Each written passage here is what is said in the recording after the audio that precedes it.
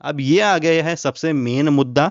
भाई अगर आप इस पार्ट को स्किप कर दोगे, आप अगर मेरी बात को यहाँ पे नहीं सुनोगे और आप अगर मुझसे बोलोगे 2-3 महीने बाद कि भैया मुझसे ये सब्जेक्ट मिस हो गया, मुझे बात सुन लेनी चाहिए थी, मैंने तो उनकी बात सुन ली, मैंने तो यूट्यूब से सुन लिया, तो भाई देखो प्लीज़ उस क्लियरली मैं आपको इस डायग्राम से समझा देता हूँ कि अगर आपके पास क्लास 12th में फिजिकल एजुकेशन थी तो क्या सब्जेक्ट्स भरो, फिजिकल एजुकेशन नहीं थी तो भी क्या सब्जेक्ट्स भरने हैं, वो मैं आपको डिटेल में यहाँ पे बताने वाला हूँ ताकि आप लोग से ये वाली मिस्टेक अब इसके बाद ना हो। तो देखो बहुत so hey P squad, welcome back to physical education India. मेरा नाम है तेजस्वी श्रीवास्तव और आज इस वीडियो में मैं डिटेल में आपसे बात करने वाला हूं कि आपको साल 2026 के सीयूईटी यूजी के फॉर्म को कैसे फिल करना है। ठीक है, देखो मेरी बात बहुत ध्यान से सुनना और बहुत अच्छे से सुनना।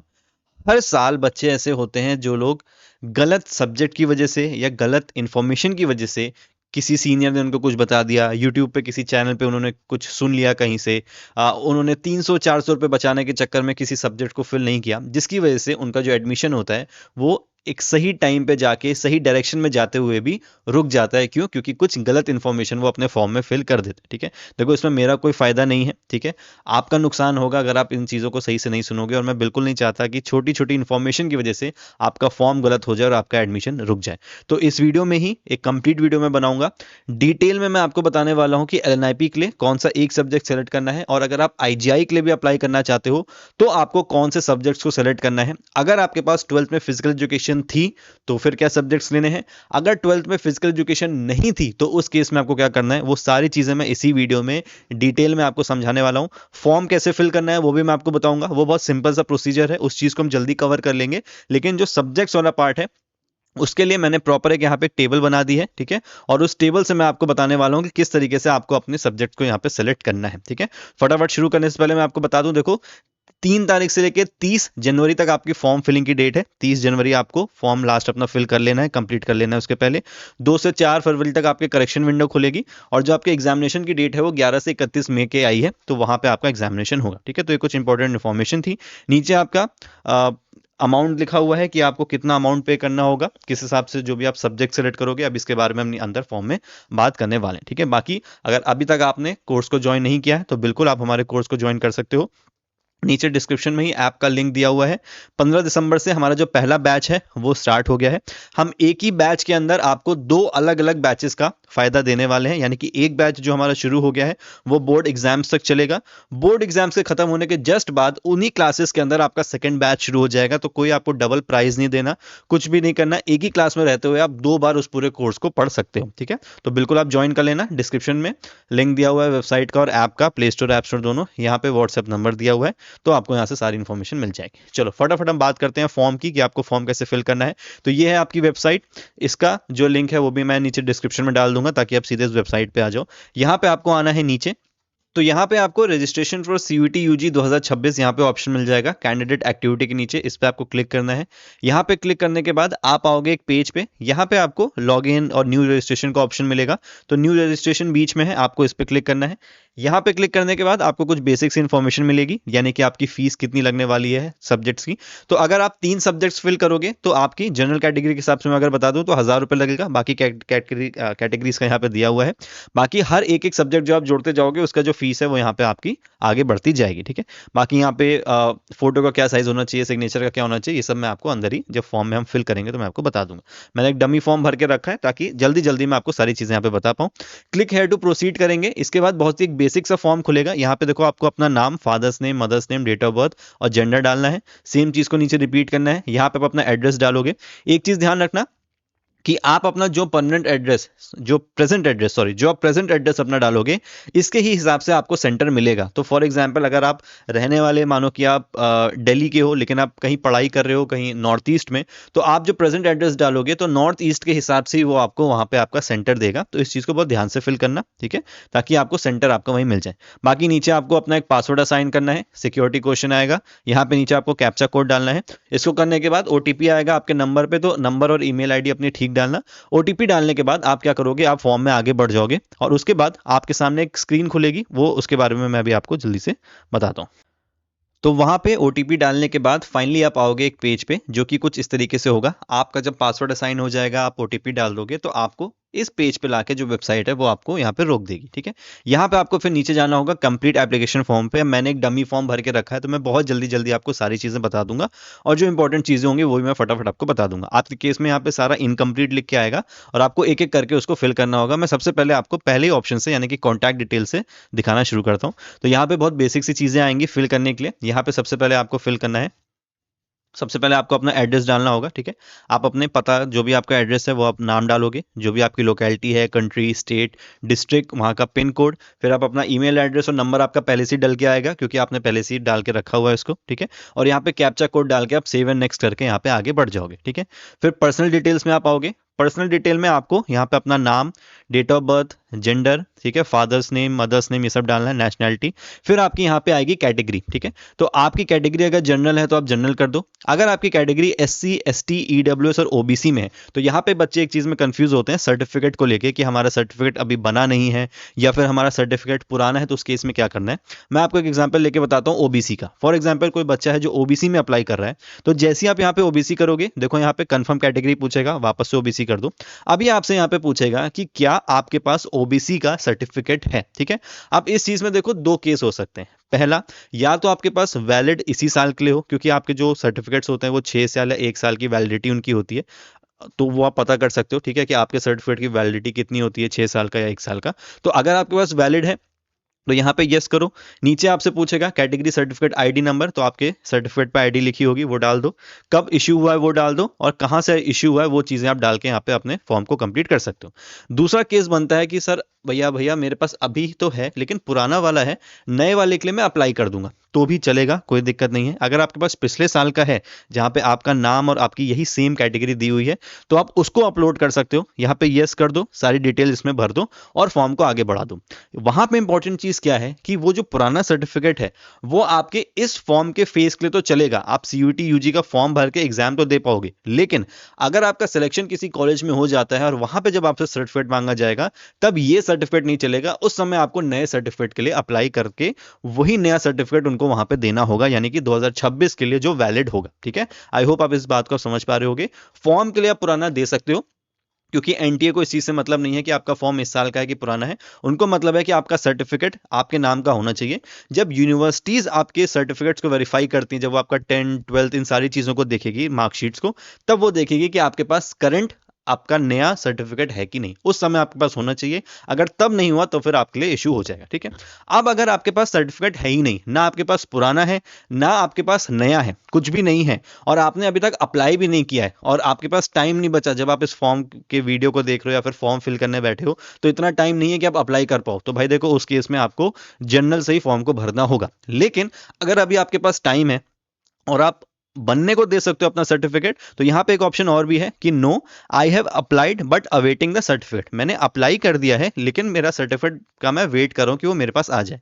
उस केस में जब आप यहां पे नो करोगे तो देखो यहां पे आपसे बोल रहा है category certificate application receipt number, यानी कि जब आप अपना एप्लीकेशन फॉर्म या फिर अपना सर्टिफिकेट बनने के लिए देते हो ना, तो वो आपको सामने से रिसिप्ट देते हैं कि भाई हाँ इस बच्चे ने अपना कैटेगरी सर्टिफिकेट इस डेट को, उसका एप्लीकेशन नंबर ये है या जो भी सर्टिफिकेट नंबर है वो ये है, या जो भी नंबर आपको वो देंगे तो वो आप लेके यहाँ पे फिल कर सकते हो। ये इनके लिए एक प्रूफ हो जाएगा कि हाँ बच्चे ने अपना सर्टिफिकेट बनने को दिया हुआ है और वो उसको कुछ टाइम बाद मिल जाएगा, और फिर उसी सर्टिफिकेट को आप जाके अपने कॉलेजेस में दिखा सकते हो जब आपका एडमिशन हो जाएगा। तो यहाँ पे आप इसको भर के फिर उसका डेट और कहाँ से उसको आपने अप्लाई किया या भर सकते हो। इस चीज को थोड़ा सा और क्लियर करने के लिए आप जिस भी शहर में हो, जिस भी कैटेगरी में हो, अपनी तहसील जाके वहां पे बात कर लो। ठीक है, वो आपको और अच्छी तरीके से इस चीज को समझा देंगे। बाकी ये जो ऑप्शंस आपके पास हैं कि पहला मेरे पास सर्टिफिकेट है कोई दिक्कत नहीं, पुराना सर्टिफिकेट है कोई दिक्कत नहीं, सर्टिफिकेट नहीं है बन भी नहीं सकता है तो फिर जनरल से अप्लाई करो, या फिर बनने को अगर दिया है तो उसका भी यहाँ पे ऑप्शन दिया हुआ है, तो ये सब आप यहाँ पे देख सकते हो। अभी मैं इसको जनरल कर देता हूँ।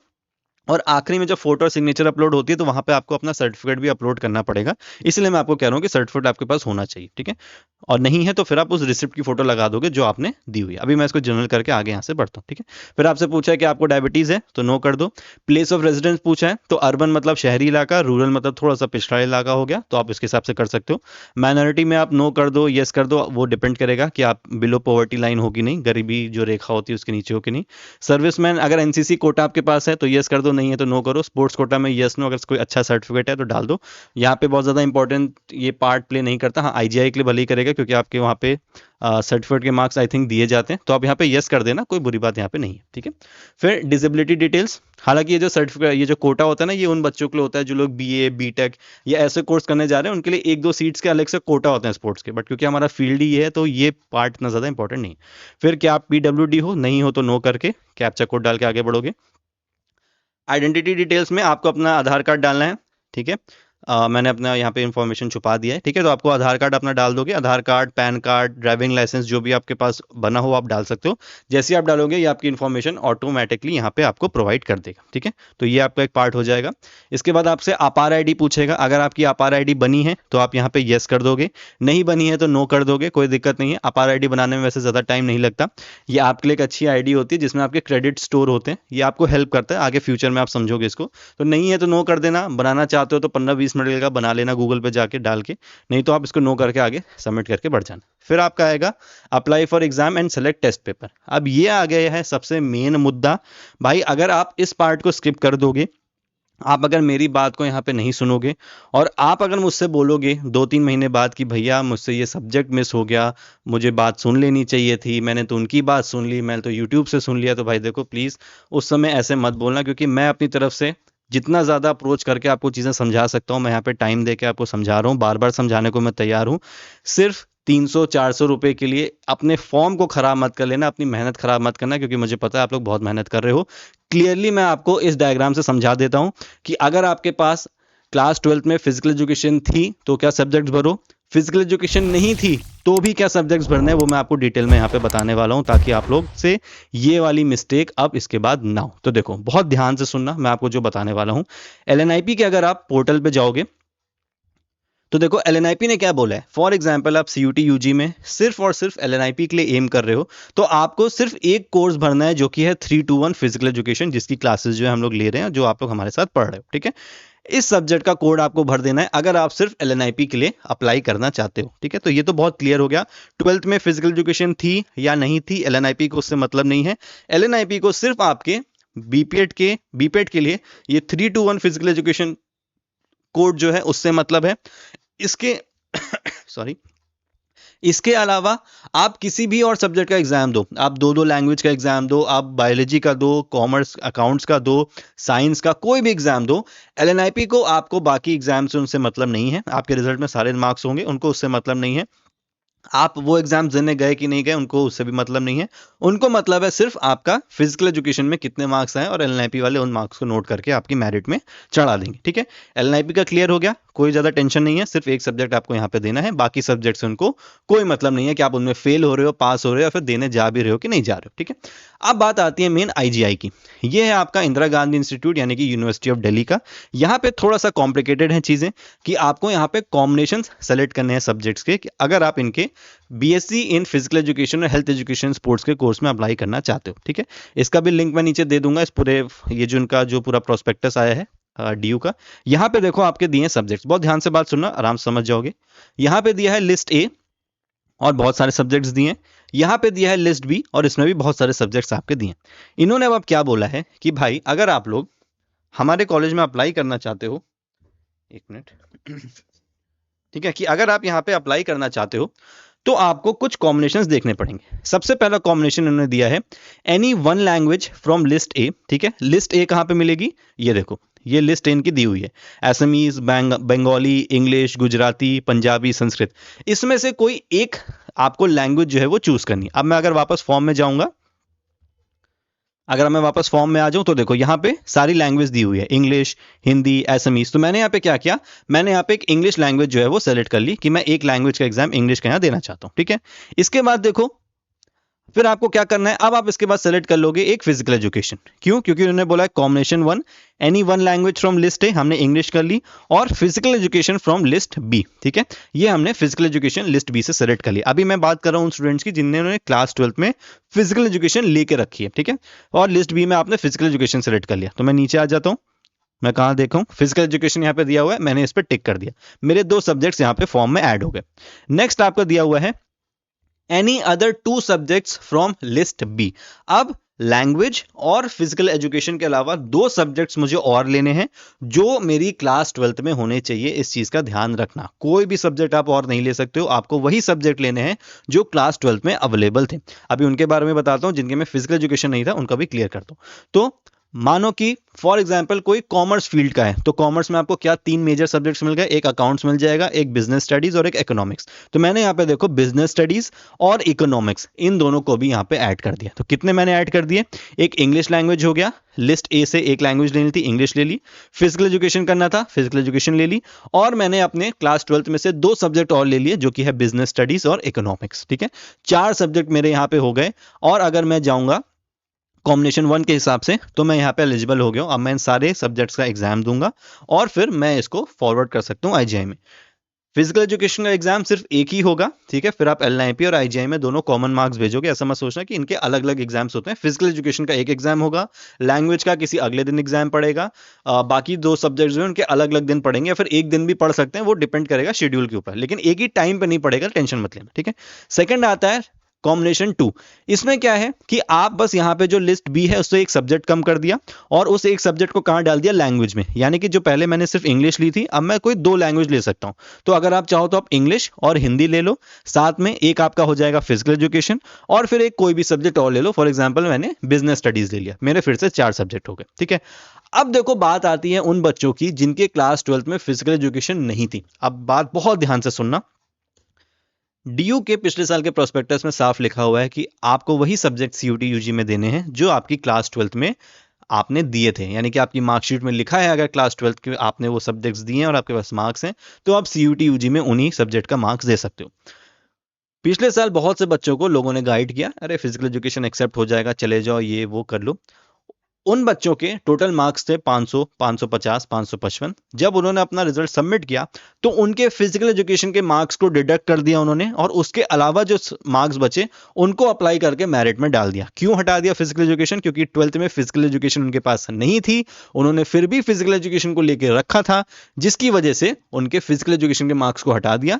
बाकी जो 2 डोमेन उन्होंने सेलेक्ट करके रखे थे उनके मार्क्स चढ़ा दिए, और एक लैंग्वेज का मार्क उन्होंने चढ़ा दिया, जिसकी वजह से बहुत से बच्चे जो थे वो रह गए और उनका सिलेक्शन नहीं हो पाया। क्योंकि कहीं से भी बात सुन के, किसी की भी गाइडेंस लेके, सेफ ना रहते हुए वो लोग थोड़ा सा रिस्क लेके अपने एग्जाम को देने चले गए, और अल्टीमेटली नुकसान किसी का नहीं हुआ, ना सीनियर्स का हुआ, ना किसी यूट्यूब वाले का हुआ, नुकसान बच्चे का हुआ।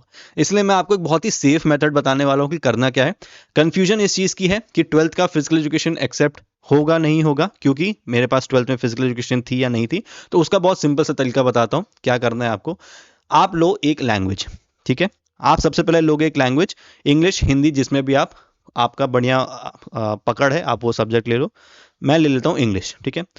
दूसरा आप लो फिजिकल एजुकेशन, क्योंकि देखो एलएनआईपी में तो आपको फिजिकल एजुकेशन देना ही देना है, आईजीआई में भी अगर वो यूज हो गया तो बहुत अच्छा है। तो जिन बच्चों के पास 12th में फिजिकल एजुकेशन थी उनका काम तो बहुत आसान हो गया। जिनके पास नहीं है, आप एलएनआईपी के लिए तो फिजिकल एजुकेशन पढ़ रहे हो, तो वो सब्जेक्ट आपका एडेड है, उसको एडेड रहने दो। इसके अलावा एक लैंग्वेज, फिजिकल एजुकेशन, और इसके अलावा 3 सब्जेक्ट आप ऐड कर दो अपने क्लास 12th के। जैसे कि अगर मैं वापस से कॉमर्स की बात कर लूं तो बिजनेस स्टडीज, इकोनॉमिक्स और अकाउंटेंसी, ये 3 सब्जेक्ट्स मैं और ऐड कर दूंगा। टोटल मेरे सब्जेक्ट्स कितने हो गए, वापस फॉर्म में जाकर देखो, टोटल मेरे सब्जेक्ट्स हो गए यहाँ पे 5। कैसे? एक मेरा हो गया इंग्लिश लैंग्वेज का, जो सबसे ऊपर आपको दिख रहा है 101। इसके बाद एक मैंने ऐड कर दिया 321 फिजिकल एजुकेशन, एक इकोनॉमिक्स, बिजनेस, और एक अकाउंटेंसी भी मैंने यहाँ पे ऐड करके रखा है। ये मैंने पहले से फिल करके रखा हुआ है, ऐसा मत सोचना कि कैसे अचानक से फिल हो जा रहा है। ये सब मैंने पहले से फिल करके एक डमी फॉर्म, पूरा फॉर्म को स्टडी करके, इस वीडियो को बनाने में इतना टाइम इसलिए लग गया क्योंकि हमने पूरे कॉलेजेस में डीयू के सीनियर से, इस समय जो बच्चे वहाँ पे बीएससी कर रहे हैं, उनसे सारी चीज़ें कंफर्म करी, पिछले साल के रिकॉर्ड्स देखे। उसके बाद मैं आपको ये पूरा स्टडी करके वीडियो बता रहा हूँ कि आप कैसे सेफ रह सकते हो, ठीक है। तो ये 5 सब्जेक्ट आपने यहाँ पे सेलेक्ट कर लिए। अब क्या होगा, आप एकदम सेफ हो, 5 सब्जेक्ट्स का एग्जाम दो। इन केस अगर 1-1.5 महीने बाद डीयू ये बोलती है कि हम भैया क्लास 12th में फिजिकल एजुकेशन थी या नहीं थी, हम एक्सेप्ट कर रहे हैं, कोई दिक्कत नहीं। फिजिकल एजुकेशन आप सबने सेलेक्ट करके पहले से ही रखा है, क्यों? क्योंकि आप लोग एलएनआईपी के लिए भी एम कर रहे थे और वो फिजिकल एजुकेशन यहाँ पे यूज हो गया।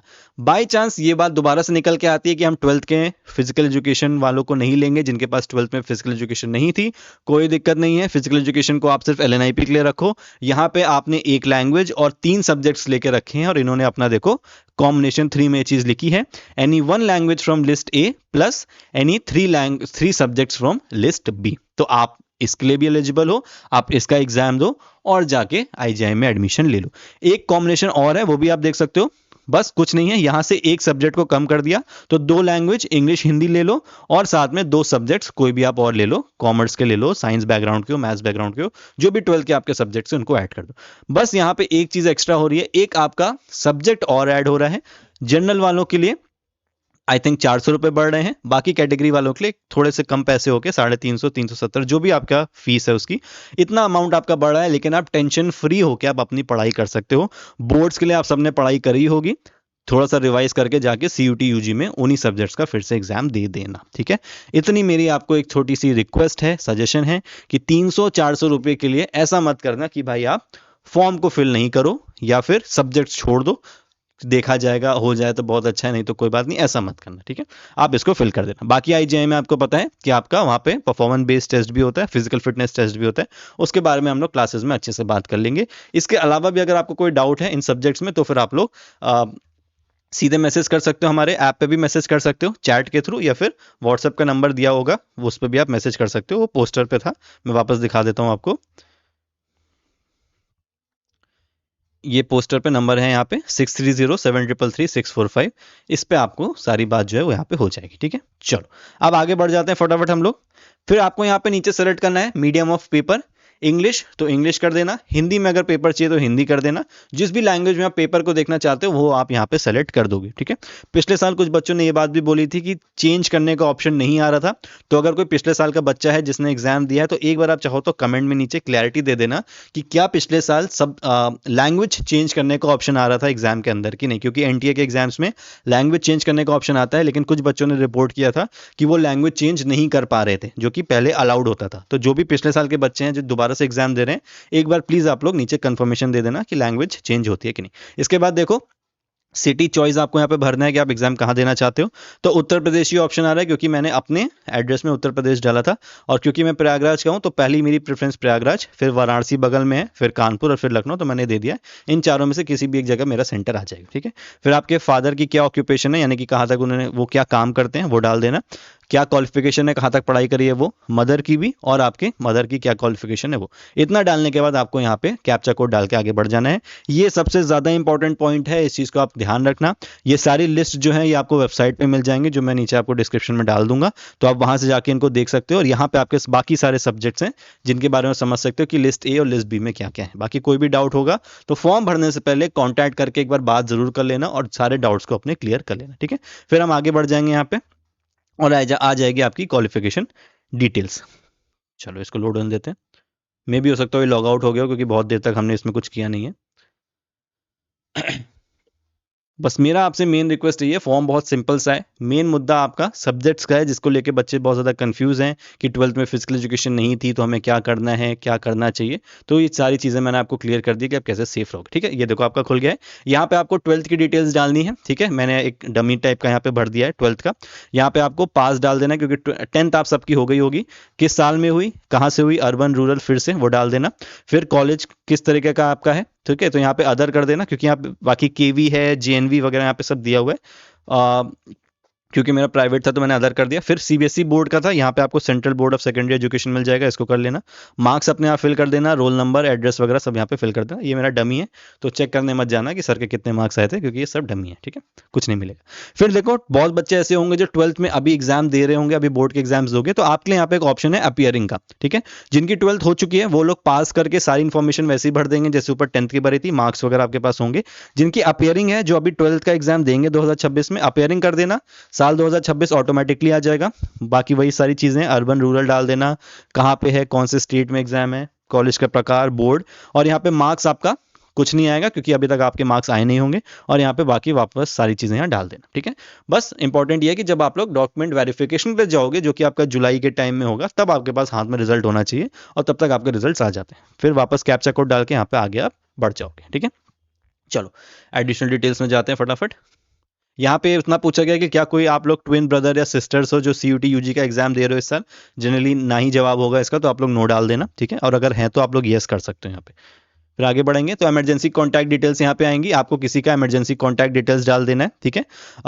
इसका भी आपको OTP जाएगा उस नंबर पे जो आप यहाँ पे इमरजेंसी के लिए डालोगे, तो OTP वेरीफाई कर लेना, और ईमेल भी जाएगा तो वो भी आप वेरीफाई कर लेना। एक नई इन्फॉर्मेशन डाली इन्होंने फॉर्म में इस बार, जो कि ठीक है, आप इसको कर सकते हो। फिर आपका आएगा कैप्चर फोटोग्राफ का, आपको यहाँ पे अपनी एक फोटोग्राफ क्लिक करनी होगी। अगर आप लोग लैपटॉप से भर रहे हो या फिर किसी ऐसे डिवाइस से भर रहे हो जहाँ पे आप लोग को कैमरा नहीं है, तो कोई बात नहीं, जब ये फॉर्म खुलेगा, ये पार्ट जब आएगा कैप्चर फोटोग्राफ का, तो साइड में एक आपको QR कोड आएगा। उस QR कोड को आप स्कैन कर लोगे किसी भी मोबाइल से, तो कैमरा एक्सेस हो जाएगा। यहाँ पे मेरी एक फोटो आ रही होगी, ये इसलिए आ रही है क्योंकि मैंने अपने लैपटॉप के वेब कैम से इस फोटो को ले लिया, और ऐसे आपकी फोटो क्लिक हो जाएगी। अच्छा, एक चीज़ यहाँ पे ये हो सकती है, जैसे देखो मेरे यहाँ पे लिखा है the capture photo does not match with your photo on Aadhaar. तो मेरी जो आधार कार्ड में फोटो है, जनरली यही होता है कि हमारी फोटोज बहुत पुरानी होती हैं, तो वो करंट फेस से मैच नहीं करती। तो आप जब ये भरोगे, अभी वो ऑप्शन नहीं आ रहा है क्योंकि वो ऑप्शन जा चुका है, मैं उसको एक्सेप्ट कर चुका हूँ। थर्ड नंबर पर आपको एक ऑप्शन मिलेगा जहाँ पे लिखा रहेगा कि मेरा फॉर्म मुझको आगे भरने दो। कोई भी मैं चीटिंग नहीं कर रहा हूँ, जो आधार की फोटो है, जो इंसान आधार कार्ड में है, वही उसी की फेस हम यहाँ पे लगा रहे हैं।